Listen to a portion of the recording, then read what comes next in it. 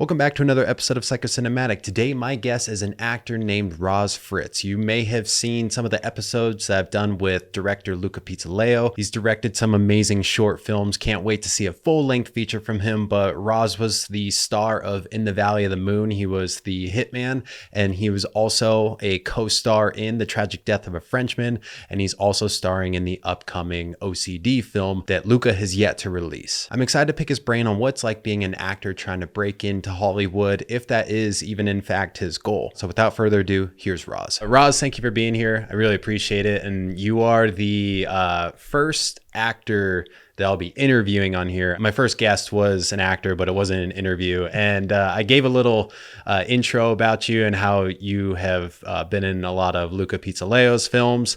But I want to pick your brain about acting as a whole and like kind of like what your aspirations are with that. If we could start with like your background and how you got into all this, that would be amazing. Yeah, man. First off, thanks for having me. Been a big fan of yours. I'm honored to be your first official actor, even though I'm sure there's gonna be many more. When I was young, I always loved like movies and like filmmaking, and I would always watch like 2 or 3 movies a day when I was young. I was always at the house and just watching films and stuff. When I was like 12 and 12 and 13, I never really thought I wanted to be an actor. I've always just loved filmmaking as a whole. And then when I kind of got into my like early teens, like 15, 16, I started to kind of fall in love with it. I remember watching like high school plays and thinking like, that's never going to be me. Like, I don't want to be. And, I wasn't really comfortable in my body too. I was, as young children, we're always like snacking. And so we're overweight and stuff. So I was a little chubby. Some films I love is like Seven with Brad Pitt. I think that when I was like watching these films, I really like studied the acting and how vulnerable it is. Then I met Luca and I kind of started to make these films with him. And I remember thinking like, what the hell am I doing? Like, I was still overweight. I wasn't like comfortable on the camera, but I still gave it a shot. I still was like, screw it. I'm going to do my best that I can. It's been a great journey, just definitely kind of just taking everything in and really exploring and learning and just watching and taking the time to watch old films and old cinema and see like where we came from and how many greats have like come and gone and so yeah. What age were you when you met Luca? Was that like in school and like you guys go to the same school or something like that? Yeah. So we met we actually met over Xbox. It was pretty funny. We were met over Xbox through a mutual friend, and we were like, "Oh, you go to the same school?" And you're like, "Yeah." And it was it's kind of like the scene from Step Brothers where like John C. Reilly and Will Ferrell, they meet on the lawn. It was the same thing. Like we met on the eighth grade lawn. I believe it's what it's called. We like showed up and we're like, "Hey, are you Barricade?" And he's like, "Yeah." "Are you Ninja Beast?" "Yeah." "Nice to meet you, man." And it was just like 2 kids, like 15-year-olds, just planted on this grassy field. But yeah, I met Luca when I was about probably, I want to say like sixth grade. How old are you in sixth grade? 14 or something, right?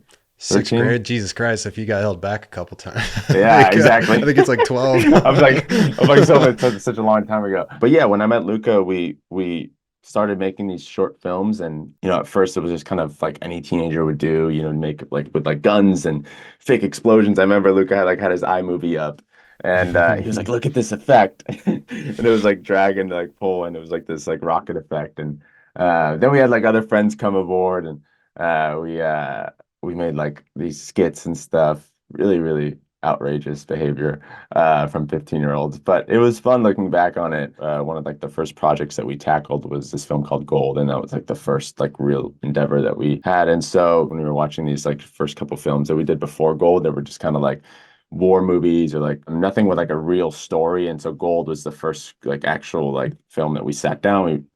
Luca wrote a script and we revised it and went back and looked on it, and then we actually like got a whole cast and stuff. Gold was like we had multiple sets, and we had to like rent stuff for locations and stuff. So it was kind of the first thing that we really tackled. Aside from the pre-production of like the script writing and whatnot, what do you feel was responsible for the growth between just making movies as kids to like now we're like telling stories as filmmakers kind of thing? I think like there's just so much that goes behind filmmaking that you don't realize is like there's so much pre-production as far as like getting the costumes, like scouting locations, finding actors, Like with these films that we did before, it was just kind of I was like the only actor in it, and we'd have like maybe one other person, but just because it was cheap and we could like I remember the one film that we filmed was like in Luca's courtyard, and like, we had like sound effects of like guns and stuff, and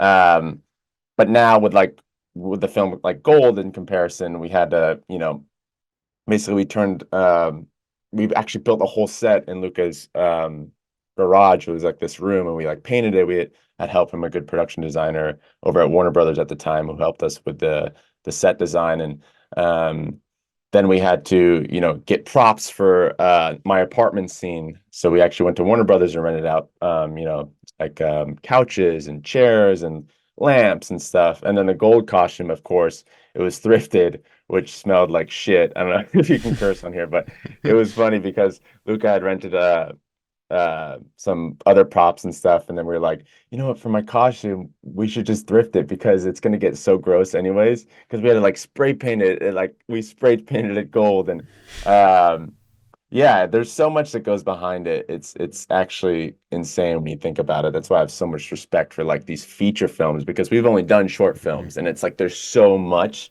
that like goes behind that I can only imagine Mhm. how much these feature films are. Of course, they have like quadruple the crew that we have, or so Right. it's like different. But yeah, there's a ton of respect that I have for people that are like in production design and Mhm. producing and stuff, because you realize like when you're on these bigger sets as an actor, you just kind of show up and like all the stuff is there for you already, which is obviously normal. But yeah, I'm glad with Luca, with my journey with him, I was still am able to like take in everything that goes behind it and really have a respect for it, because as like I've done films where I'm not part of like the creative process, and I do an audition, I'm hired, and then I get to set and everything's done already, and obviously I do my job as an actor on there. But with Luca, like there is the writing process and the revisions, and then the casting. And so I definitely see myself in the future going into either directing or producing at some point, because I think it's so great and it's so creative. Yeah. I was actually going to ask you that later, if you had aspirations of moving into being like one of those actor and director, potentially even acting in something that you are also directing at the same time. You do see yourself doing that then? I think so. I think later in my career, for sure, once I've kind of experienced more in my life, Hmm. and it'd have to be something I'm really passionate about, because I don't think I'd probably direct maybe one or two, but I don't see myself, directing like 4 or 5 films. Um, but yeah, definitely, I think it's so important to be able to like go into different fields of your passion, because there's just so much to take in within each one of those. Uh, but yeah, I think I would have to be more experienced in life and have lived more and been hurt more, and just kind of have more to give into a project as far as like vision, from the beginning to the end. How old are you? I'm 25. 25. Yeah. Yeah. Still many years of hurt to come. Yes. Luca's films have been really successful, especially like as far as short films go. Like in the short film world, they don't often get better than Luca's films from the ones that I've seen. Mhm. Uh, and it seems like they've done pretty good at like the film festival circuits. And I'm curious, does that has that given you more opportunity for acting gigs outside of working with Luca? Absolutely. Absolutely. I've had people reach out to me via Instagram or email, and been like, "Hey, I watched In the Valley of the Moon, you were amazing." Or I've had people like DM me on Instagram, and they're working on a student film and they want me to audition. So it's definitely presented me a lot of opportunities, which I'm grateful for.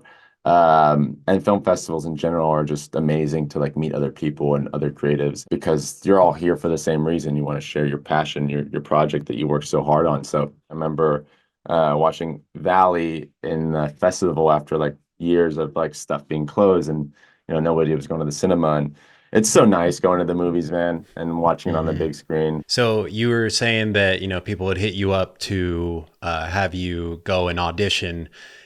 I'm curious, like how many auditions are you doing in like a month? It just depends, man. Like with the strike, it was kind of a slow season a little bit. Obviously, student films and stuff were still a thing, but I guess I have both commercial and theatrical representation now. So commercially, it was always, I mean, it was still kind of busy. But probably to answer your question in like a month, I would say maybe six, sometimes once a week, twice a week, sometimes three times, and sometimes that'd be like, nothing for a week and a half. So it all really depends. It gets busy and then it slows down. It's like it's unpredictable. Yeah. Um, but yeah, student films are still rolling. So I was on Actors Access submitting because I'm always looking for great projects to work with other great people. And I think there's some really great stuff on there and some really great creatives on there. So I just kind of submit for everything as long as it sounds interesting to me, the script, because I think like I remember Philip Seymour Hoffman said this.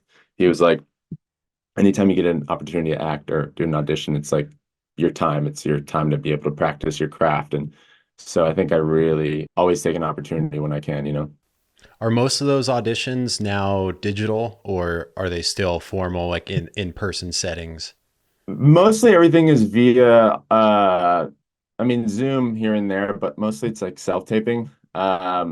But I am grateful when there is an in-person audition. Mostly it's been commercials that are still in person. I've yet to have like a theatrical in person besides like student films and stuff.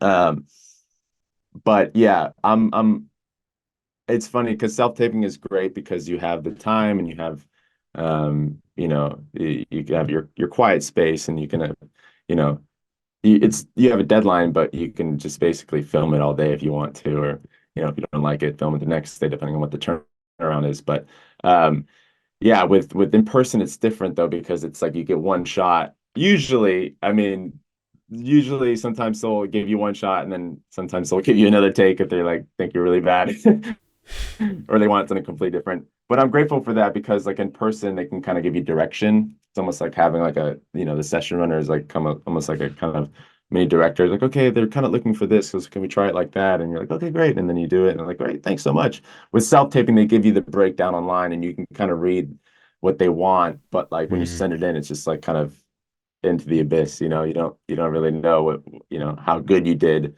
I think in person's great because you can kind of really feed off like the energy of the session runners, or if it's callback, like the casting directors and the producers and the directors.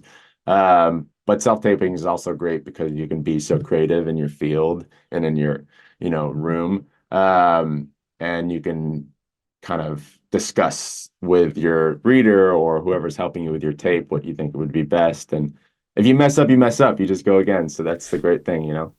Mhm. Do you feel that they are equal levels of pressure, or is the in-person much scarier? I think it's in person scary, man, but I think it's like a good scary. It's Hmm. almost like I have one shot at this, so I better just take it and just, give it my all.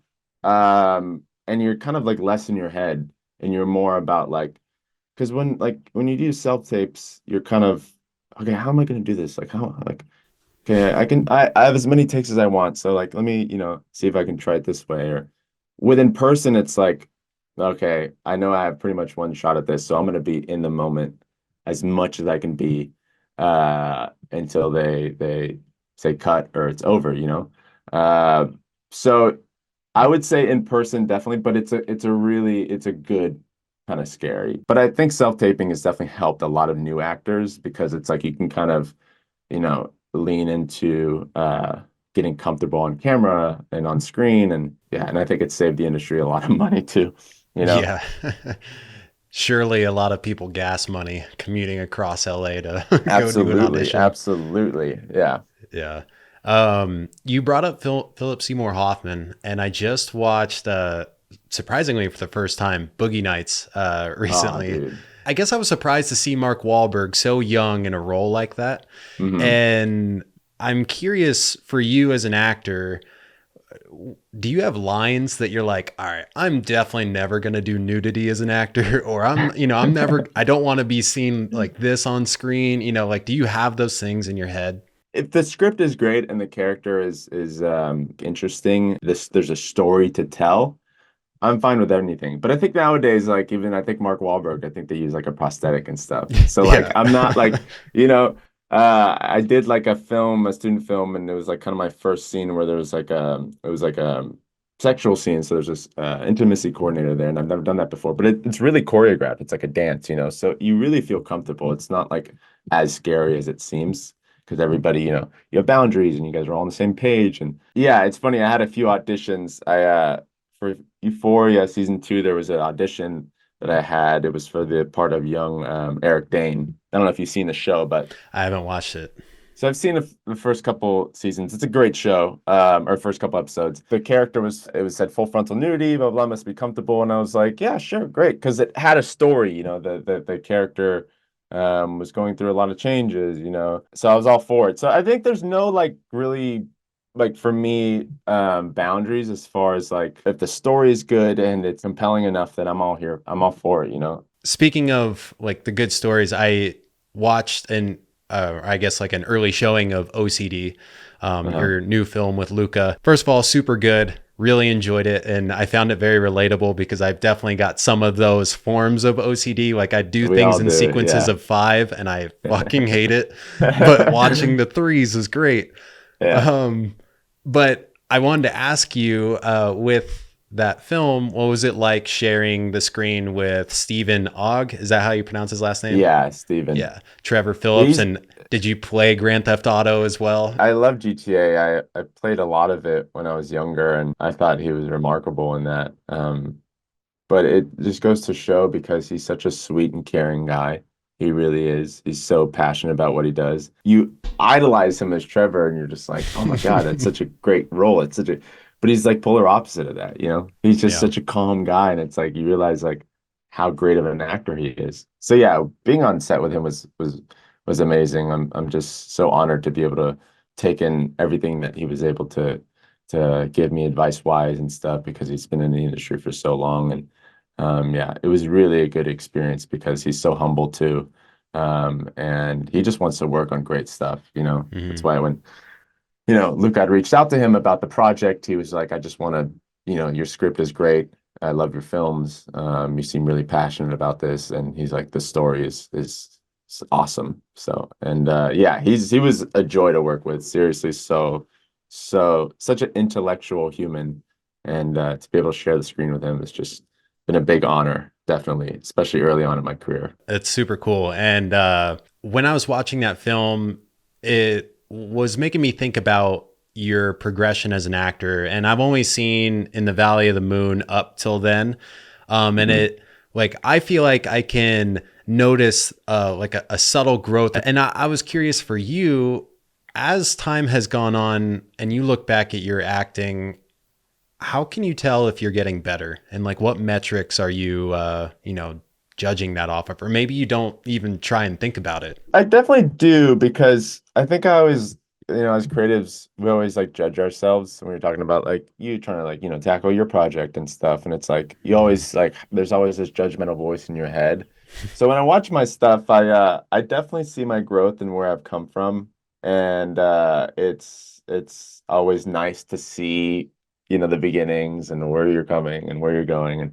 But yeah, I think I'm definitely I see my growth and I see my progression. And I think with acting, it's always easy to to to like basically look at your stuff and say you're not good or I wish I did that differently. But um, I'm really happy with OCD and my performance. And obviously it was such a collaborative process that I'm indebted to Luca and Ryan, who was the AD on there, who was also in who wrote Frenchman and Valley and starred in Frenchman as well.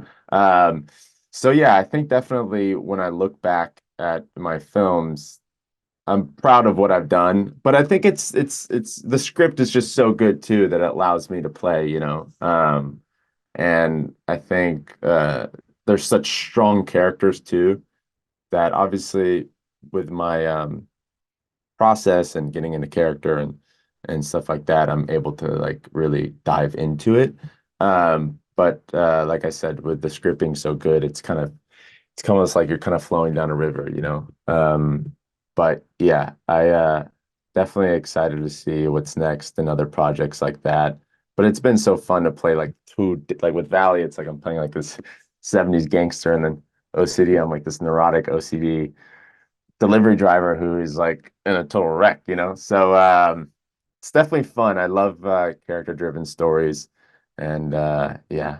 So yes, to answer your question, I think definitely I've seen progress, but I'm always like itching to grow, and I'm always looking back at myself. I'm like, it's really good. I'm proud of myself, but like I talk to like other actors of mine, like fellow friends and stuff, and we share this mutual thing of like we never think we're good enough, or like we never think we're like doing a good job. And Hmm. but you have to remind yourself it's like a process, you know, and we're all human, and it's like we're here to like learn and grow. And so but like you look at your friend's project and they're like, I did terrible. I'm like, dude, you did amazing. Hmm. And yeah, so it's definitely, to answer your question, yeah, I see the growth, but I'm excited to grow more, you know. Yeah. Are you someone who, at this point in your life, feels like that last project that you did, like that's your best work? That's my favorite thing that I've been a part of? Or do you like maintain like, oh, Valley was my favorite, or, something like that? Definitely. I think OCD is my best work. It's the strongest work. And it's something I'm really passionate about because I actually deal with OCD and I've dealt with it pretty much primarily my whole life. So it was something I was really interested and um like passionate to tell, because I think it's important to have other people see that and see how I think you were talking about how you have OCD a little bit too. I think everybody does. So I think when people watch that film, they're gonna be really connected to it. Hmm. Um, but yeah, I really liked Valley, but Frenchman was fun too. Like that Hmm. character was just so people tell me all the time it's like their favorite stuff, their favorite film of ours because it's so funny. But um I definitely think my two projects that I'm really proud of are Valley and OCD, as I guess acting wise, because they're like such strong characters. Frenchman, I kind of played like almost like a version of myself, a younger self, you know? Yeah, I think definitely OCD is something that I'm gonna look back on and really be happy about. And because I dealt with that my whole life, it was kind of almost poetic to kind of express myself in that way. Yeah, it was a great time. Talk to me a little bit about that getting into character. You talked about how these have been three widely different characters. Uh-huh. What do you have to do to become a 70s gangster, a mobster? I remember Luca told me to watch a couple films and to get into character. And one of them was obviously Goodfellas. With characters that are very different from you, I like to do a lot of journaling as far as like who the character is and key moments in their life. The first moment they like fell in love, or the first moment they were like humiliated, or where they come from and their past. And but then there's also roles that like I connect to in like my personal life. I think it's different for every character. Like with OCD, I connected to like me and my inner child, and how traumatizing some experiences were with battling OCD, and that's how I was able to connect with Owen. But like with Thomas, it's like a gangster. I've never killed anybody, so it's like I guess I had to figure out what would be a similar feeling to that. It's funny. I've seen other actors talk about like their process or like their technique, and I think it's like Bryan Cranston said this. It's like it's different every time. I don't have like a technique. I have like you know my own way of looking at it, and it's going to be different for every project. But I'm always excited because I don't know how I'm going to tackle it. But Hmm. as far as like kind of the basis of stuff is like just kind of writing a backstory. And then some other times it's connecting with me and who this person is, and sharing that helps me get into character more. So Hmm. yeah. So you're writing a backstory, and then like, are you reading that like every morning, or how long are you like trying to like ingrain this in your head? Like this is what the character is. I feel like it's like when you kind of write it on paper, it's like out there, in your own little world. But like I studied at Stella Adler Academy of Acting in Los Angeles here, and there was kind of like a technique within that had like a whole backstory of like how to build a character, and it's like who is this person, how do they love, do they believe in like moral truths, like all these things that are kind of like encompass like humans and how we like function in life and like stuff that we think about every day and how like what makes us who we are. And so there's definitely like certain steps that I kind of go by when creating a character, but with that creative process, like writing the backstory and stuff. I'll kind of read it before like we shoot or something if I'm on set, just to kind of get a brief understanding. But usually when I get to set, like that's already so engraved in me as Roz, like that like I just kind of I'm ready to go. But there are times where like I'll just kind of go back just to familiarize myself. I can't even talk. Within that, if we have like breaks between like shooting, if we have like we're shooting this scene this week and then we have a break for 2 weeks, and you know what I mean? I always within those weeks I kind of go back and read to obviously get back into character. I'm always like I mean in character, but like when I go home, I'm not like bringing Thomas home with me. I'm like not like the Hmm. crazy serial killer. So, what about memorizing lines? Do you have tricks that you're using to memorize that stuff? Because it always blows my mind watching an actor deliver their lines because it's like they've got it so well memorized that they don't even have to think about those words. They can just be focused on being in the moment, reacting and acting.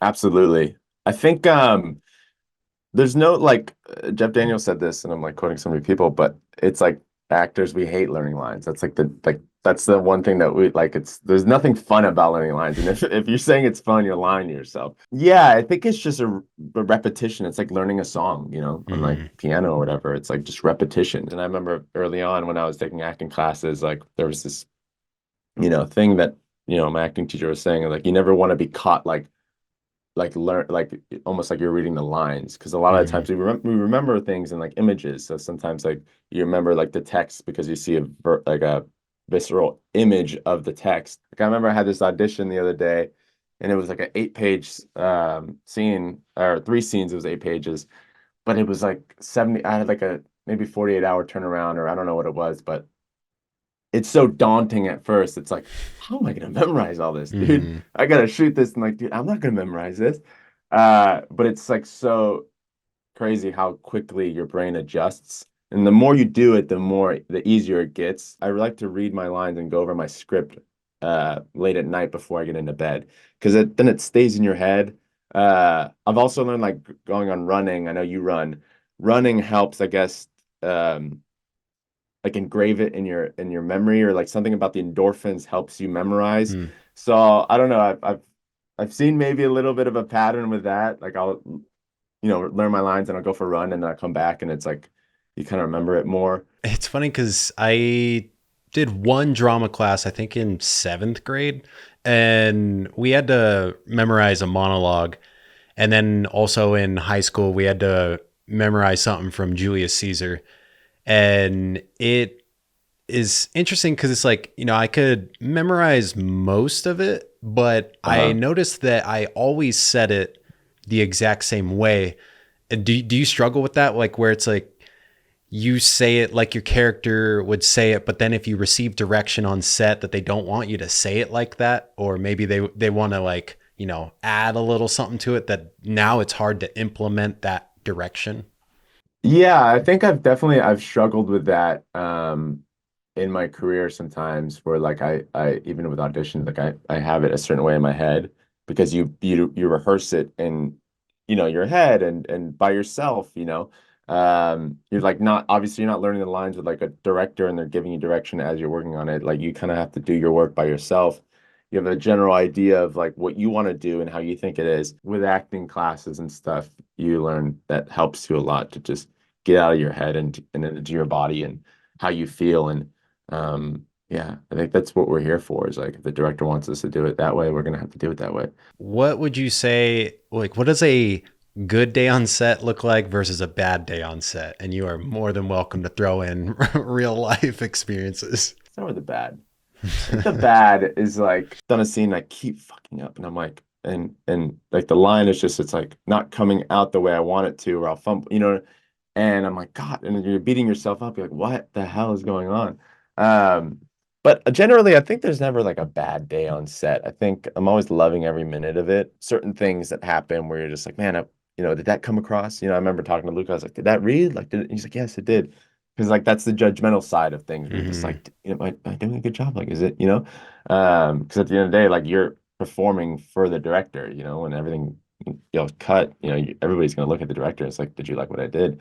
Right. Uh, but I've come to learn as well with like watching bigger actors and like interviews and podcasts. They talk about their creative process and like being on set, and sometimes they're like, I don't know what I'm doing. Like for Mark Ruffalo and Poor Things, he was talking to Yorgos, and he's like, oh God, I gotta do something now. I gotta, and the director yells, action, I gotta do something. And he's like, I don't know what I'm doing, Yorgos. And Yorgos is like, you don't have to do anything. You've done the work. Like, and so it's just kind of a reminder to just relax and enjoy it.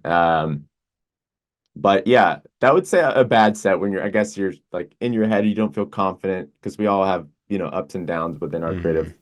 fields.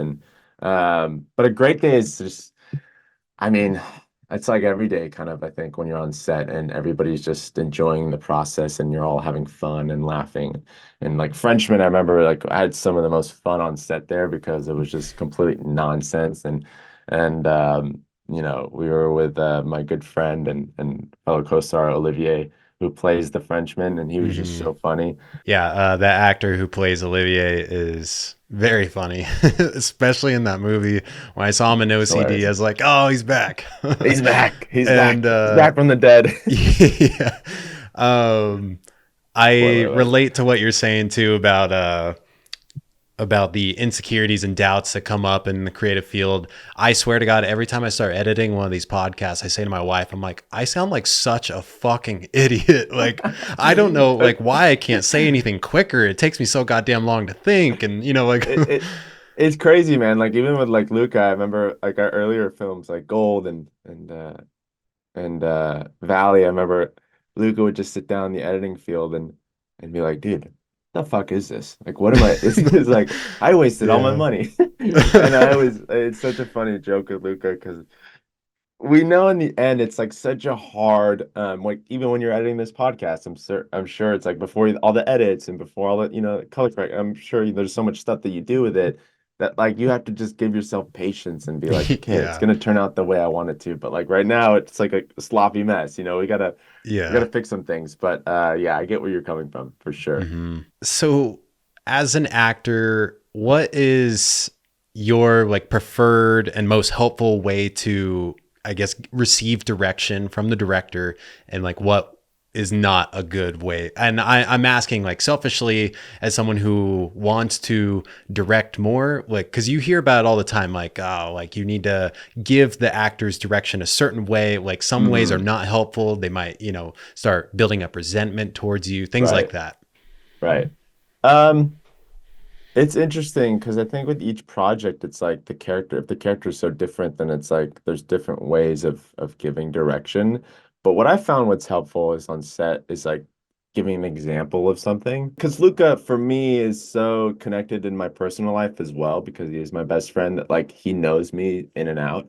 That like on set, he'd give me examples of things that happened in my life. It's like, remember that time that happened? It's like it's kind of like Mm, that, It's like you're really like you're trying to get the words out, but you don't know how to find what to say, As far as like bad direction, just like be angry or be sad or be happy is just kind of like very, bland. And I remember right. Luca brought that up as well. So, what is next for you? Like, because OCD doesn't come out for like a year or so, or maybe a Uh-huh. little less after the film festival circuit. Are you guys Right. working on another film? Are you just looking for auditions to be in another film, show, something like that? I'm auditioning. I'm always auditioning. I'm super happy when, like I said, something comes in my inbox and I'm, able to work and get creative. But I did a student film at Chapman. It's called Down in New Orleans. I did that last year, so that should be coming out soon or off in the Nice. festivals. I can't wait to see it because with Luca, it's like you have all these. I see the first cut to the last cut, and like with a film like this, like I'm just gonna see it when it's done. So I'm really excited to see how it Hmm. turns out and a little bit nervous too because. Yeah. I don't know. I know they're going to be great on every aspect, but when it comes back to talking about the judgmental side of things, Right. like I'm excited to see how my brain is going to cope with all that. But I sound Hmm. crazy. But yeah, I'm excited. And then obviously, yeah, auditioning for other stuff. Um, and Yeah, I'm excited to see how OCD does festival wise and Hmm. what other opportunities that presents. Um, but yeah, just in the meantime, still working on myself as far as like gonna take another class soon because I feel like it's always good to be in class and get your juices flowing because it's like a your brain is like a creative, it's like a muscle, it's like going to the gym. So I feel like it's good to Right. kind of go back in and work out and meet other actors and collaborate because I feel like with auditions and stuff, it's like you're not acting with another person. You're reading to, especially self-tapes that we're talking about. I'm just reading to the wall.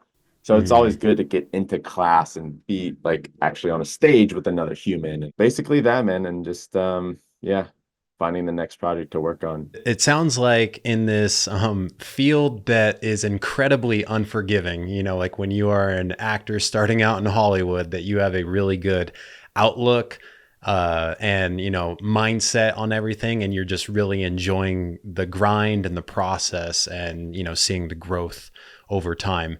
So that makes me really happy to hear. And it's cool also just being able to sit down and talk to someone else who just has a overall love for the entire filmmaking process too. Thank you so much, man. I'm really happy to be here and like I said, I'm a big fan of your work and it was really nice to sit down and chat about all the good stuff. Yeah, man. Thanks for having me. I'm honored to be your first official actor. Heck yeah. Hopefully, one day, maybe we can work together on a film. And then also, if and when I ever come back to LA, like I'm definitely going to hit you guys up and, hopefully we can get lunch or drinks or something like that. Absolutely, No, absolutely. My that'd door's be sweet. always open, man. We'll definitely see each other and collaborate soon, man.